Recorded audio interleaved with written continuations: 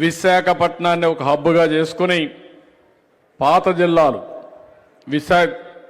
Vizag, east Godavari, Vizianagaram, Srikakulam కొత్త జిల్లాలు 9 కలిసి ఒక ఆర్థిక ఎకనామిక్ హబ్గా తయారు చేయడానికి ఒక రిపోర్ట్ తయారు చేశారు.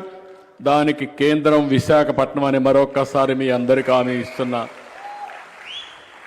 కాకినాడ పోర్టు దగ్గర నుంచి మూలపేట పోర్టు వరకు ఈ ప్రాంతాన్ని అభివృద్ధి చేసే అవకాశం వస్తుంది. One of the best economic కారిడార్గా ఇది తయారవుతుందని చెప్పి కూడా నేను మీకు తెలియజేస్తున్నా. చేనేత కార్మికులకి జీఎస్టీ ఎత్తేస్తాం.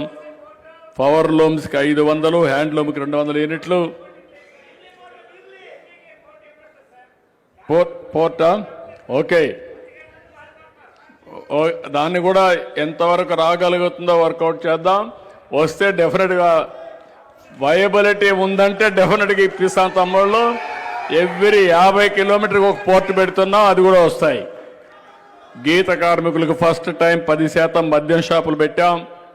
స్వర్ణకారులకి కార్పొరేషన్ ఏర్పాటు చేశాం. ఇక్కడ మీ అందరినీ కోరుతున్నా, పిఎం సూర్యగర్ మీ ఇంటి పైన రూఫ్ టాప్ కరెంట్ ఉత్పత్తి చేసుకోవాలి. దీనికి 3 కిలోవాట్లకి 98,000 బీసీలకు ఇస్తాం, 78,000 వరకు ఓసీలకు ఇస్తాం. అదే మరి ఎస్సీలు ఎస్టీలు అయితే ఉచితంగా ఇస్తాం. మీరు చేసుకోగలిగితే శాశ్వతంగా కరెంటు ఛార్జీలు కట్టే పరిస్థితి ఉండదు.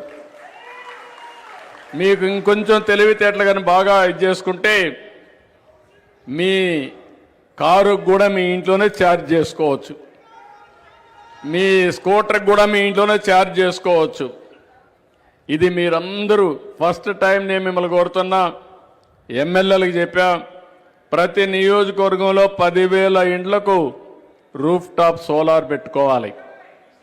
అది మన పార్టీ వాళ్ళు ఎక్కువ పెట్టుకుంటేనే సంతోషపడతా, ఎందుకంటే కరెంట్ ఛార్జీలు తగ్గుతాయి, ఆ డబ్బులు రాజకీయానికి ఖర్చు పెట్టచ్చు.